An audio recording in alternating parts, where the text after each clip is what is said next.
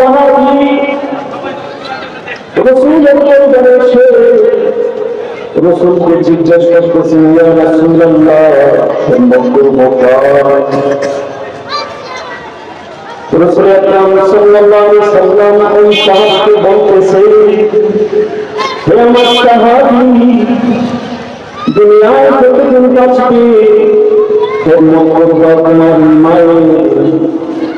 সাহাবী দ্বিতীয়বার আবার বলতেছেন, আল্লাহর রাসূল, আমি খেদমত করবো কার? রাসূল দ্বিতীয়বার আবার বলতেছেন, হে আমার সাহাবী, তুমি খেদমত করবে তোমার মা।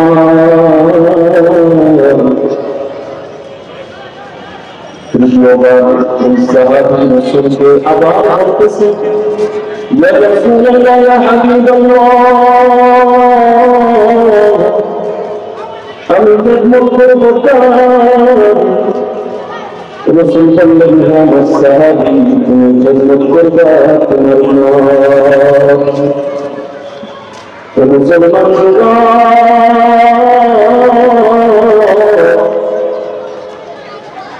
ওই সাহাবী চতুর্থবার জিজ্ঞেস করতেছেন, ইয়া রাসূলুল্লাহ, ইয়া হাবিবাল্লাহ,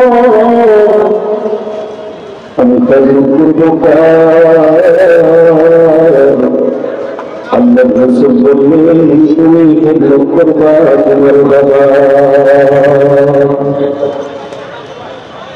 মুসলমান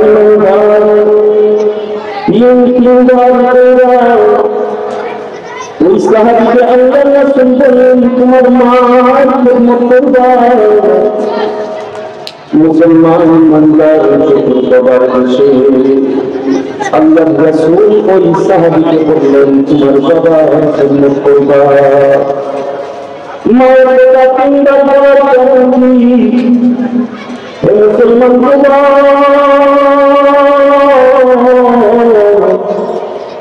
মায়ের মতো কষ্ট এই দুনিয়ার জীবনে কোনো মানুষ করবে না।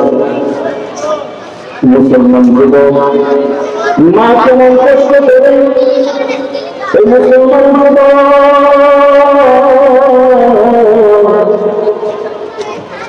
মায়ের গর্ভে যখন তুমি ছিল, মা তিন বেলা খাবার খাইতে পারে,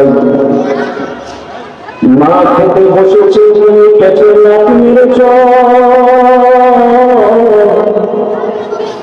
এই জন্য রাসূল আকরাম সাল্লাল্লাহু আলাইহি সাল্লাম মায়ের কথা তিনবার বলেছে, বাবার কথা একবার বলেছেন। তাই বলে বাবার সাথে বেয়াদবি করা যাবে না, বাবার সাথে ভালো আচরণ করতে হবে। আল্লাহ পাকের ইবাদতের উপরে মা বাবার সাথে সদাচরণ করার নির্দেশ আল্লাহ পাক দিয়েছে। এজন্য মুসলমান আমরা দুনিয়ায় যতদিন থাকবো মা বাবার সাথে সদাচরণ করব। আমাদের কথার কারণে আমাদের মা বাবা যেন কোনো কষ্ট না পায়। মুসলমান এই জন্য আল্লাহ বলেছেন, তোমার মা বাবার সাথে তুমি যখন কথা বলবা, ধর্মকৌশলে কথা বলে না। মা বাবা সত্য যেন তোমার কোনো কথার কারণে তোমার মা বাবা যেন সত্যটা উচ্চারণ না করে। এজন্য মুসলমান ইমানদার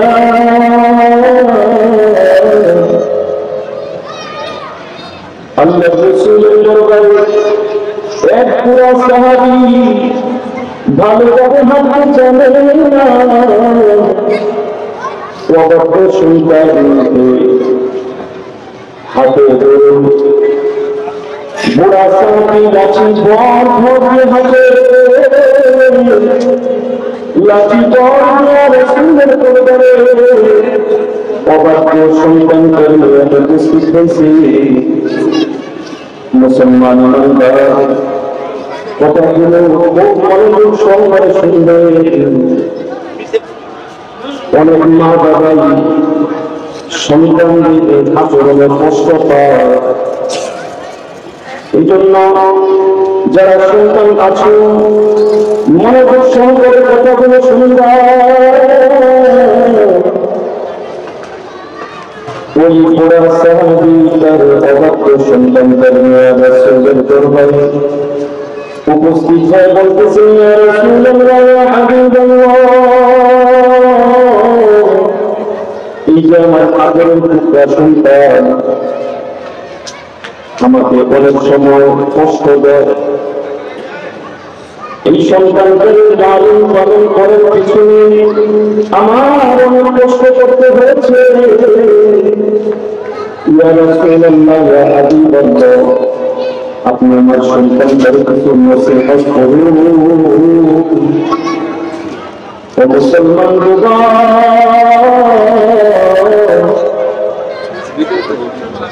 ওই ঘোড়া আল্লাহ রাসূলকে বলতেছেন, ইয়া রাসূলুল্লাহ, ইয়া হাবিবাল্লাহ, ও যখন ছোট ছিল আমার পকেটে টাকা ছিল, আমার পকেটের টাকা ও আমার পকেট থেকে নিয়ে আসতেছে, আমি রাগ করি না।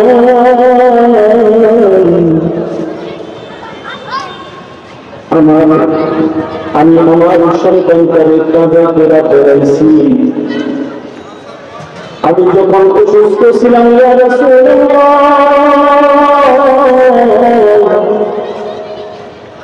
আমার কাছে টাকা নাই, আমি খুব ভীষণ অসুস্থ ছিলাম, আমার সন্তানকে খুশি করার জন্য আমি ওষুধটা পর্যন্ত কিনে খাই নাই।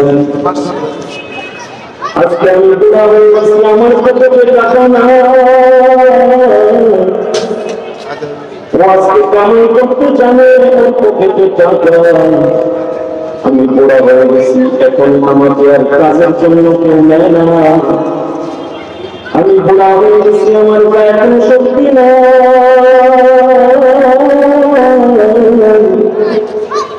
ওর পকেটে এখন অনেক টাকা।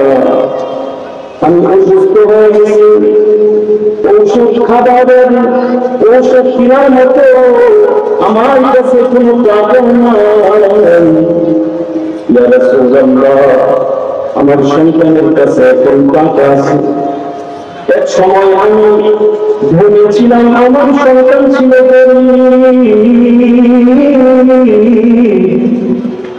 এখন আমি গরিব হয়ে গেছি, আমার সন্তান এখন ধনী হয়ে গেছে। ইয়া রাসূলুল্লাহ, ইয়া হাবিবাল্লাহ,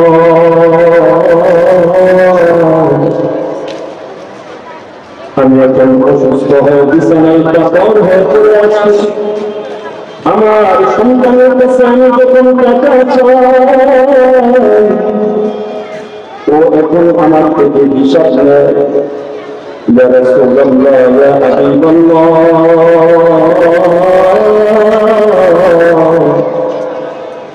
আমি যখন কামাই করতে জানতাম ও তখন ছোট ছিল, আমি আমার পকেট থেকে টাকা বের করে দিয়েছি, আমি বিশ্বাস করি।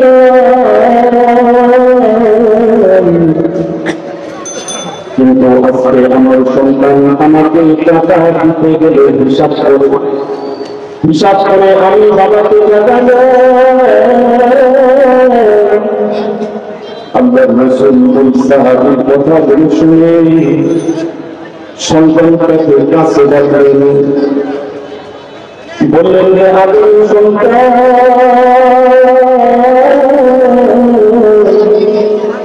আমি হাবিবে কিবরিয়া, আমি তোমাকে কিছু নসিহত করছি, তুমি শোনো।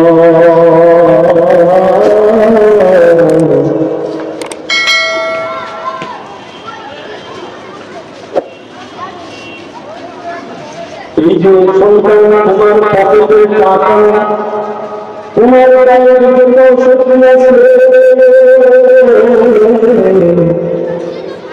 তোমার পকেটের টাকা, তোমার গায়ের যত শক্তি আছে, এই সব কিছু তোমার বাবা। এই জন্য আজকে আমি হাবিবে কিবরিয়া তোমাকে কিছু নসিহত করছি। তোমার বাবা যখন অসুস্থ হয়ে বিছানায় পড়ে যাবে, তোমার পকেটের টাকা দিয়ে তুমি তোমার বাবাকে চিকিৎসা করে সুস্থ করবে। তোমার গায়ের যত শক্তি আছে, তোমার গায়ের সমস্ত শক্তি দিয়ে তোমার বাবাকে তুমি লালন পালন করবে। মুসলমান আল্লাহর রাসূল ওই সন্তানকে বলতেছেন, যে সন্তান, তোমার বাবা তুমি যখন ছোট ছিল, তোমার বাবা কোনদিন ভালো একটা লুঙ্গি পরিধান করে না। তোমার মা তোমাকে এমন একটা সময় গেছে, তুমি জুতা পরিধান করতে পারতে না। তোমার মা তোমাকে জুতাটা পড়া দিছে,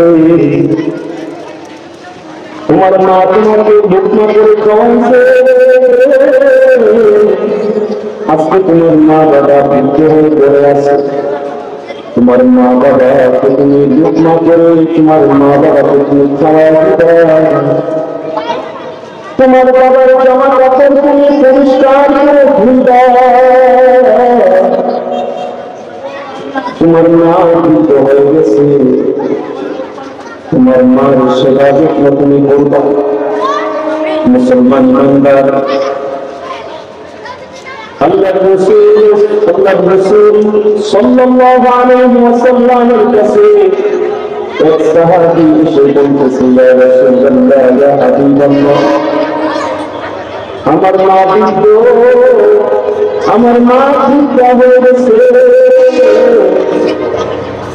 আমার মাকে আমি তুলে পড়লে